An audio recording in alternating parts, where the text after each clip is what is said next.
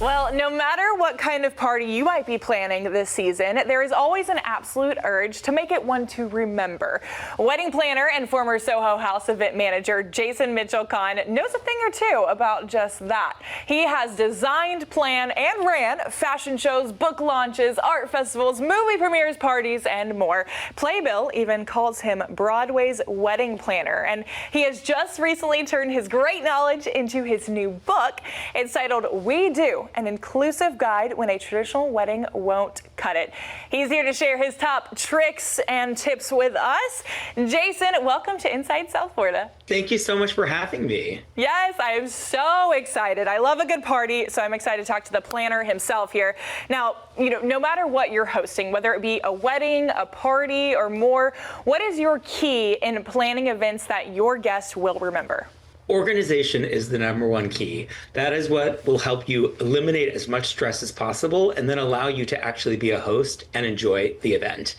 And number two is to always give any event that you're doing a fresh set of eyes and try to come up with things that are creative and surprise people to really create a 100% unforgettable experience. Jason, I got to put you on the spot real quick here.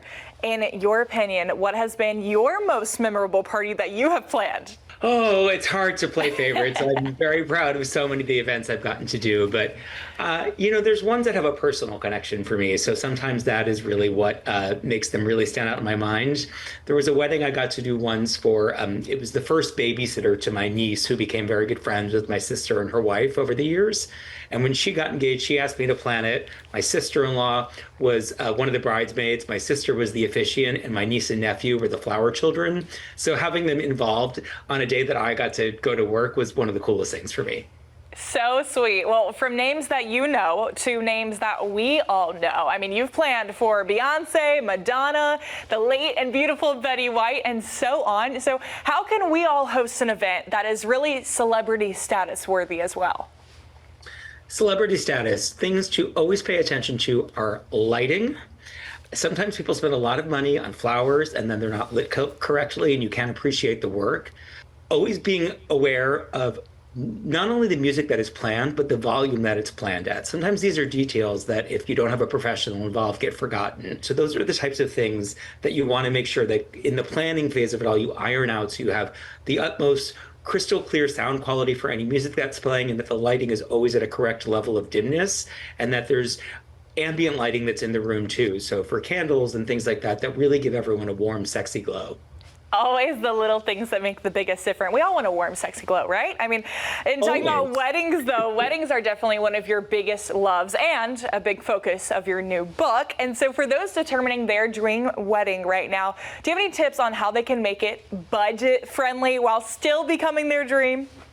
Never give up on the dream. I always say outline the dream at the beginning and then make decisions based on what the priorities of your dream are, because they're different for every couple. And unless you have an unlimited budget, you're going to have to prioritize what you spend money on. So for some couples, it's the venue. For others, it's the food. Some, it's the music. So what you want to do is identify what's most important to you and focus on spending the money on that.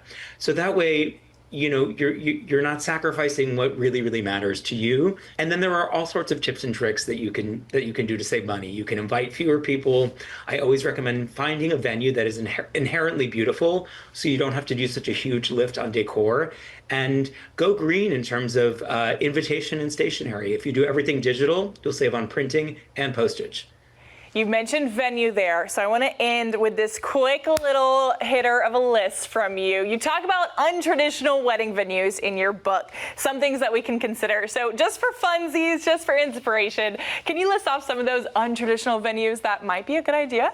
I have worked in underground speakeasies, at a carousel in Brooklyn. I mean, these are places that don't typically do weddings, but they spoke to the couple. And then if they allow you to put your stamp on it, it's so personal. There you go. At the end of the day, it's your love represented your way.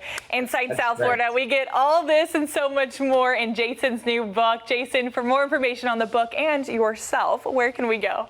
Just head to my website, which is my full name, jasonmitchellkahn.com, and you can pre-order the book and learn a whole lot more. Amazing. Jason, thanks so much for hopping on to ISF. We appreciate you.